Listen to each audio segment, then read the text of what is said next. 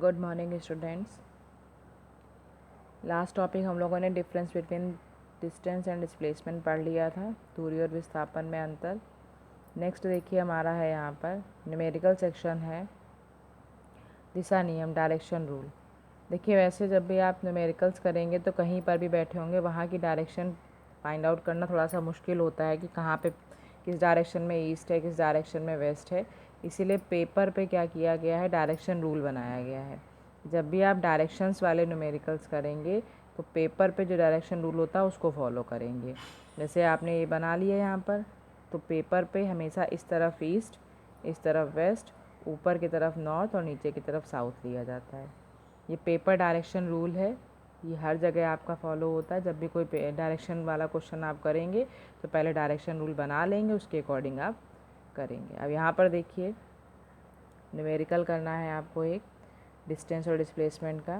Question है एक कण 2 मीटर व्यास के एक अर्धवृत्तीय पथ पर एक छोर से यात्रा प्रारंभ करके दूसरे छोर पर पहुँच जाता है। गणना कीजिए कण द्वारा चली गई दूरी और विस्थापन। A particle moves along a semicircle path of diameter 2 meter. It starts from one end to another and calculate distance covered by the particle.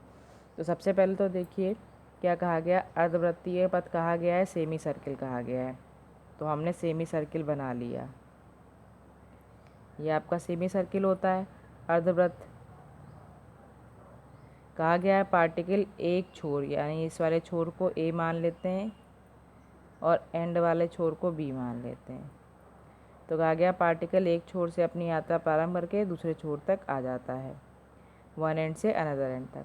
अब आपको कैलकुलेट करना है डिस्टेंस और डिस्प्लेसमेंट। तो देखिए डिस्टेंस हमने बताया था, दूरी आपको बताया था कि जितना चलता है पार्टिकल, जितने पथ पे चलेगा उसी को दूरी कहा जाता है। तो देखिए पार्टिकल ये पूरा चल के आया है, ठीक है। अगर ये पूरा गोला होता, सपोज कर लीजिए, पूरे गोले के लिए आपने पढ़ा है कि जो ये होती है इसको परिधि कहते हैं, सरकमफ्रेंस कहते हैं।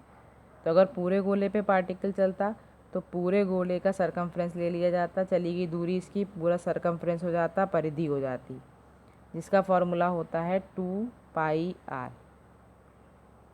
गोले का जो पूरे गोले की जो ये होती है आपकी दूरी, इसको कहा जाता है परिधि, और परिधि का सूत्र होता है 2πr, circumference of circle 2πr। लेकिन यहाँ पर तो हाफ चल रहा है ना आपका, पूरा तो चल नहीं रहा है, हाफ चल रहा है। तो हाफ का मतलब हो जाएगा डिवाइड बाई 2, तो ये कैंसिल हो जाएगा और चली गई जो दूरी है कण की वो कितनी हो जाएगी, πr हो जाएगी। Cover distance by particle is πr, ठीक है। और डिस्प्लेसमेंट के लिए कहा गया है, तो डिस्प्लेसमेंट आपने डेफिनेशन लिखा था इनिशियल पॉइंट और फाइनल पॉइंट के बीच का डिस्टेंस।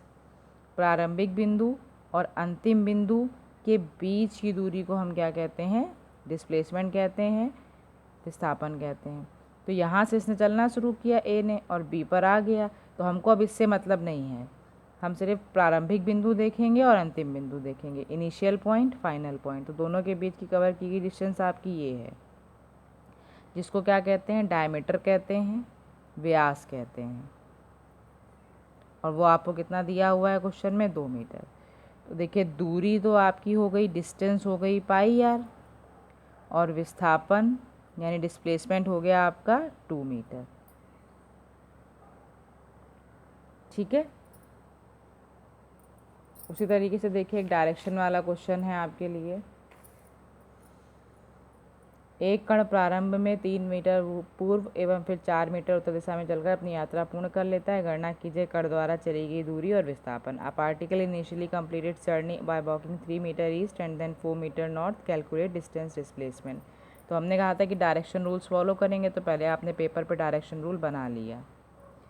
ये नॉर्थ है, ये साउथ है, ये ईस्ट है, ये वेस्ट, ठीक। अब देखिए क्या कहा गया है, कण पहले 3 मीटर पूर्व की ओर जाता है, यानी ईस्ट में जाता है। तो आपने अब यहाँ पर देखिए इसके अकॉर्डिंग चलेंगे, तो 3 मीटर हम किधर चले गए, ईस्ट डायरेक्शन में चले गए। फिर वहाँ से कहाँ चला गया, 4 मीटर उत्तर दिशा में, यानी 4 मीटर आपका नॉर्थ चला गया। नॉर्थ किधर दिख रहा है, ऊपर। तो यहाँ से हम किधर चले गए, ऊपर चले गए 4 मीटर। तो कवर डिस्टेंस की बात की जाए, दूरी अगर आपको निकालने के लिए कहा जाए, डिस्टेंस कहा जाए, तो उसमें कुछ नहीं सोचना है, जितना आप चलते हो सब जोड़ दो, तो ये हो जाएगी हमारी दूरी, यानी डिस्टेंस हो जाएगी 3 + 4 7 मीटर। सीधे जितना चल रहा है सब जोड़ते चले जाइए।